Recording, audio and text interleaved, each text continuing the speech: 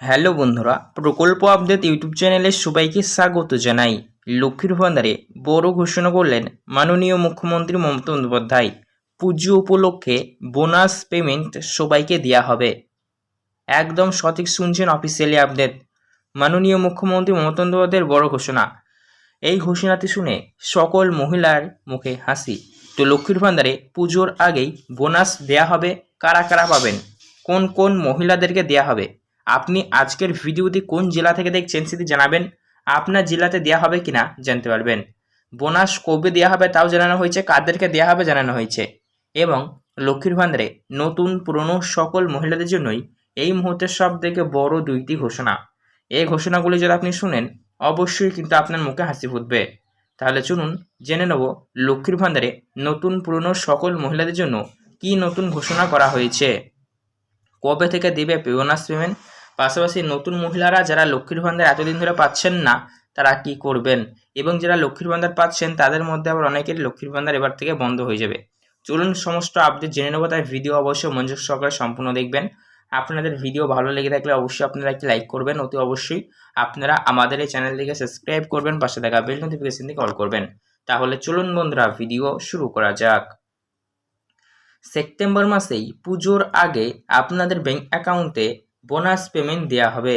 আপনারা জানেন প্রতি বছর পুজোর আগে লক্ষ্মীর ভান্ডার পেমেন্ট দেওয়া হয়, মাসের অগ্রিম দেওয়া হয় পুজো উপলক্ষে, পুজোর আগাম। তাই এই 2025 সালে লক্ষ্মীর ভান্ডার দুর্গাপুজোর আগে আপনাদের ব্যাংক অ্যাকাউন্টে অগ্রিম বা আগাম ঢুকবে। এটি বোনাস পেমেন্ট ধরে নিতে পারেন, কারণ লক্ষ্মীর ভান্ডারে এই সেপ্টেম্বর মাসে দেওয়া হবে পুজোর আগেই পেমেন্ট। এই মুহূর্তে সবথেকে বড় খুশির খবর, পুজো উপলক্ষে পুজোর আগেই অগ্রিম পেমেন্ট মহিলাদের ব্যাংক অ্যাকাউন্টে দেওয়া হচ্ছে। সবাই পাবেন, নতুন পুরনো সব মহিলারাই পাবেন পুজোর আগে পুজো স্পেশাল বোনাস পেমেন্ট। আপনারা জানেন প্রতি মাসে মাসে রাজ্যের মহিলাদের জেনারেল ওবিসি কাস্টের মধ্যে হলে 1000 রুপিস, আর এসএসটি কাস্টের মধ্যে হলে 1200 রুপিস করে কিন্তু ক্রেডিট করা হয়, তেমনটাই পাবেন। তবে যে সকল মহিলাদের পেমেন্ট বকেয়া হয়ে রয়েছে, যাই হোক কোনো কারণবশত বিগত মাসগুলিতে লক্ষ্মীর ভান্ডার পাননি, যে যত মাসের পাননি 1 মাস 2 মাস 3 মাস, সেই মাসের পেমেন্টগুলি এবার বকেয়া হিসেবে পেমেন্ট দিয়ে দিবে। মানে বকেয়া মাসে পেমেন্ট ফেলে রাখা যাবে না, স্পষ্ট ঘোষণা মাননীয় মুখ্যমন্ত্রী মমতা বন্দ্যোপাধ্যায়। তাই যাদের ক্ষেত্রে এমনটি হয়েছে যাদের পেমেন্টগুলি বিগত মাসগুলিতে কোনো কারণবশত ঢোকেনি, যে যত মাসের পেমেন্ট পাননি সমস্ত মাসের পেমেন্টগুলি বকেয়া হিসাবে এবার কিন্তু এই পুজোর আগে পেয়ে যাবেন। ফলে যার যত মাসে বেশি ডিউ থাকবে সে তত বেশি অ্যামাউন্ট পাবেন। চলুন এবার দেখে নেবো আমরা লক্ষ্মীর ভান্ডারে নতুন মহিলাদের জন্য কি ঘোষণা করা হয়েছে।